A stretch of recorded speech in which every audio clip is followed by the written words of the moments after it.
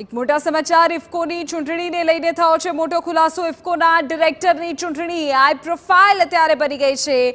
જયેશ રાદડિયાને હરાવવા માટે સામાજિક સંસ્થાના એક ટ્રસ્ટી મેદાને હતા તેવી સૂત્ર પાસેથી જાણકારી। ટ્રસ્ટીએ મતદારોને ફોન કરીને રાદડિયા વિરુદ્ધ મતદાન કરવા માટે દબાણ કર્યાની પણ માહિતી અત્યારે સામે આવી રહી છે। સામાજિક સંસ્થાના ટ્રસ્ટી અને મતદાર વચ્ચેનું એક રેકોર્ડિંગ થઈ જતા આ કોઈ મામલો સામે આવ્યો। સામાજિક સંસ્થાના ટ્રસ્ટીની ભૂમિકા સામે આવતા હવે સ્થાનિક સ્તરે રાજકારણ ગરમાવું છે। ડિરેક્ટર પદ જેવી ચૂંટણીમાં પણ આ દાવપેચ જોવા મળી રહ્યા છે। જયેશ રાદડિયાની નજીક રહેલા ટ્રસ્ટીએ જ બિપિન પટેલને સમર્થન આપતા ટ્રસ્ટી માટે મૂંઝવણભરી સ્થિતિ સર્જાઈ।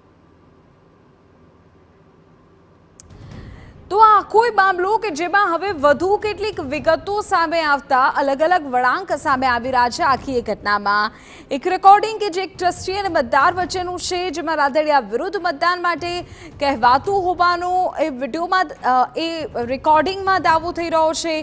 જોવાનું એ રહેશે કે આખરે કોણ કોના સમર્થનમાં છે। ટ્રસ્ટીએ બિપિન પટેલને કેમ સમર્થન આપ્યું અને આજે મોટો ખુલાસો થયો છે તે બાદ સ્થાનિક સ્તરે સહકારી ક્ષેત્રે રાજકારણ શું વિચાર જોવા મળે છે।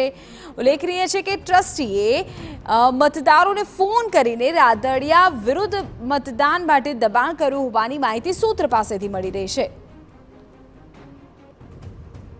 સામાજિક સંસ્થાના ટ્રસ્ટીની ભૂમિકા સામે આવતા હવે સ્થાનિક સ્તરે રાજકારણ ગરમાવું છે।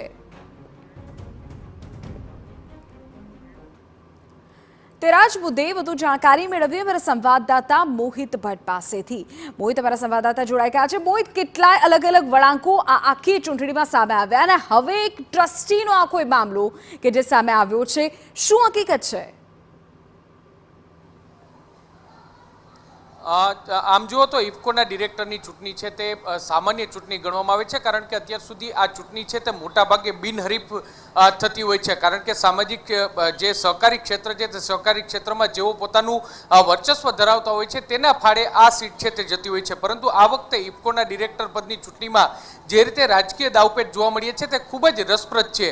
આપને જણાવી દઉં કે એક તરફ જે ભાજપના મેન્ડેટનો વિવાદ સામે આવ્યો હતો અને ત્યારબાદ હવે વધુ એક રાજકીય જે વાત છે તે સામે આવી છે। સૂત્રો પાસેથી જે માહિતી મળી રહી છે તે પ્રમાણે જયેશ રાદડિયાને હરાવવા માટે લેવા પાટીદાર સમાજની એક સામાજિક સંસ્થાને એક ટ્રસ્ટી છે તે મેદાને ઉતર્યા હતા। આ ટ્રસ્ટી છે તે ખૂબ જ જે આગળ પડતા ટ્રસ્ટી છે અને તેમના દ્વારા જયેશ રાદડિયા વિરુદ્ધ અને જે બિપિન ગોતા છે તેના સમર્થનમાં વોટ આપવા માટેની વાત કરી હતી। અને મહત્વની વાત એ છે કે સૂત્રો પાસેથી જે માહિતી મળી રહી છે તે પ્રમાણે આ પ્રકારની વાતચીતના કેટલાક ઓડિયો છે તે પણ સામે આવ્યા છે।